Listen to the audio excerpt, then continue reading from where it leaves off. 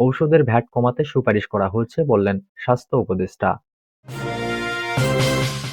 গুপ্ত হত্যা, গুম ও ক্রসফায়ার ছিল শেখ হাসিনার অত্যন্ত প্রিয়, বললেন রুহুল কবির রিজভী।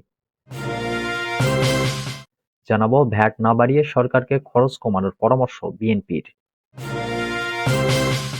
সর্বশেষ জানাবো উদ্যোক্তাদের সংগ্রাম সফলতার গল্প শুনে উচ্ছ্বসিত মোহাম্মদ ইউনূস। এতক্ষণ শুনছিলেন সংবাদ শিরোনাম, এবারে বিস্তারিত।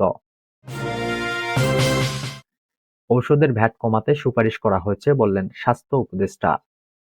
ঔষধের উপর যে যৎসামান্য ভ্যাট আরোপ করা হয়েছে তা কমানোর জন্য সংশ্লিষ্ট মন্ত্রণালয়ে সুপারিশ করা হয়েছে বলে জানিয়েছেন স্বাস্থ্য উপদেষ্টা নূরজাহান বেগম। শনিবার দুপুরে সিলেট ওসমানী মেডিকেল কলেজের শিক্ষকদের সঙ্গে মতবিনিময় সভা শেষে সাংবাদিকদের প্রশ্নের জবাবে তিনি একথা বলেন। এ সময় তিনি বলেন, দেশের সার্বিক অবস্থা স্বাভাবিক রাখতেই বিভিন্ন খাতে ভ্যাট বৃদ্ধি করা হয়। তবে ওষুধের বিষয়ে আমরা প্রথমেই আলোচনা করেছিলাম। আশা করি অর্থ মন্ত্রণালয় তা বিবেচনা করবে। এছাড়া চিকিৎসা খাতে যেসব সংকট আছে তা নিরসনের কাজ চলছে জানিয়ে তিনি বলেন, স্বাস্থ্য খাতে অনেকগুলো সংস্কারের বিষয় আছে। সংস্কার কমিটির প্রতিবেদন অনুযায়ী সেগুলো সংস্কার করা হবে। এর আগে আন্দোলনে যারা আহত নিহত হয়েছেন কিংবা সে সময় যারা গণ অভ্যুত্থানে আহতদের চিকিৎসা সেবা প্রদান করেছেন তাদের ত্যাগকে সবসময় মনে রাখারও আহ্বান জানান উপদেষ্টা নূরজাহান বেগম। এ সময় তিনি হাসপাতালের সার্বিক চিকিৎসা ব্যবস্থা ঘুরে দেখেন এবং রোগী ও স্বজনদের সঙ্গে কথা বলেন।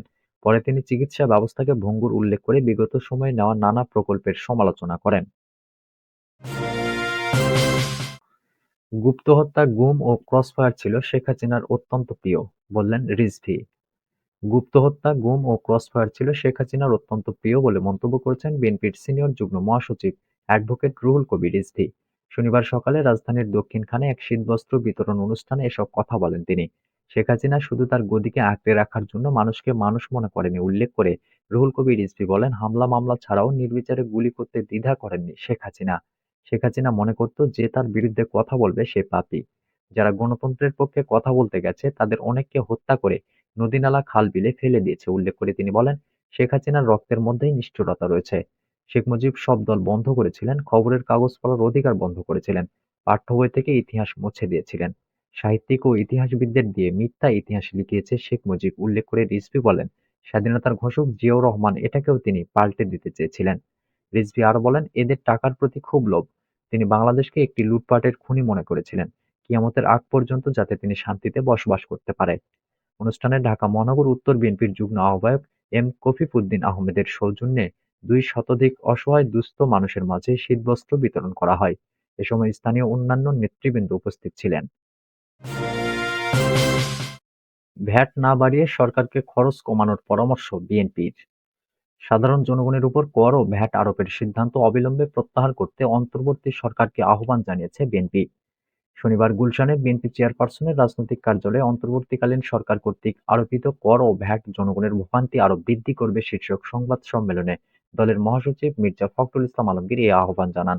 তিনি বলেন, আমরা লক্ষ্য করছি যে অন্তর্বর্তীকালীন সরকার চলমান অর্থনৈতিক অস্থিতিশীলতা তথা উচ্চ মূল্যস্ফীতির মধ্যেই ১০০টিরও বেশি পণ্যের উপর ভ্যাট এবং সম্পূরক শুল্ক আরোপ করেছে। এই সিদ্ধান্ত সাধারণ মানুষের দৈনন্দিন জীবনে, বিশেষ করে দরিদ্র ও মধ্যবিত্ত জনগোষ্ঠীর উপর নেতিবাচক অর্থনৈতিক প্রভাব ফেলবে, চাপ বাড়াবে। মির্জা ফখরুল ইসলাম বলেন, সরকারের বক্তব্য থেকে বোঝা যায় তারা চলতি অর্থবছরের বাজেট ঘাটতির প্রথম ধাপের ৪২,০০০ কোটি টাকা এবং পরবর্তী সম্ভাব্য ঘাটতি মেটাতে ও ট্যাক্স জিডিপি শর্ত পূরণ করে আইএমএফ এর ঋণের জন্য এই ভ্যাট বাড়িয়েছে। কারণ বর্তমান রাজস্ব দিয়ে সরকার বাজেটের খরচ মেটাতে পারছে না। একইভাবে কিছুদিন আগে সরকার ২২,৫০০ কোটি টাকা ছাপিয়েছে কয়েকটি লুণ্ঠিত ব্যাংকের তারল্য সংকট মোকাবেলায়।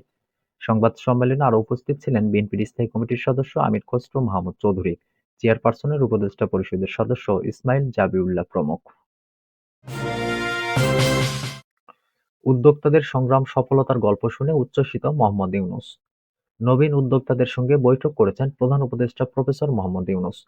প্রধান উপদেষ্টার সঙ্গে এই বৈঠকে উদ্যোক্তারা আর্থিকভাবে স্বাবলম্বী হয়ে ওঠার সংগ্রামের গল্প বলেন।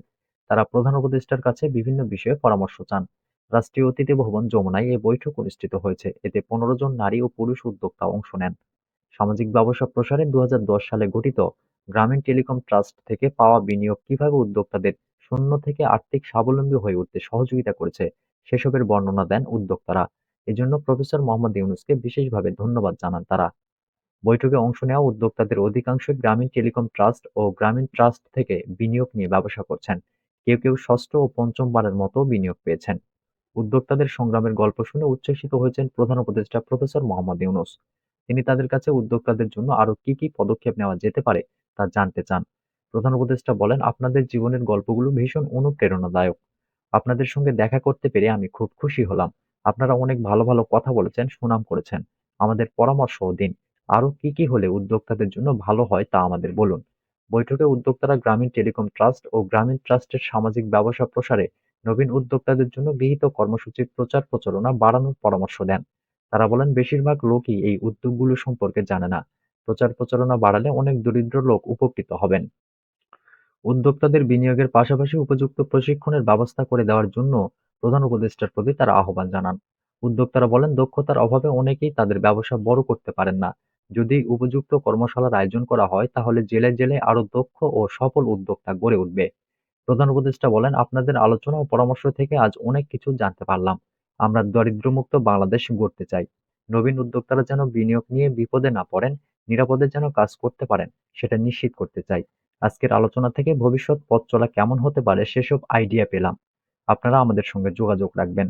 বৈঠকে অন্যান্যের মধ্যে উপস্থিত ছিলেন প্রধান উপদেষ্টার এসডিজি বিষয়ক মুখ্য সমন্বয়ক লামিয়া মোর্শেদ, গ্রামীণ ট্রাস্টের ব্যবস্থাপনা পরিচালক তাসমিনা রহমান, গ্রামীণ টেলিকম ট্রাস্টের ব্যবস্থাপনা পরিচালক ও প্রধান নির্বাহী কর্মকর্তা আশরাফুল ইসলাম।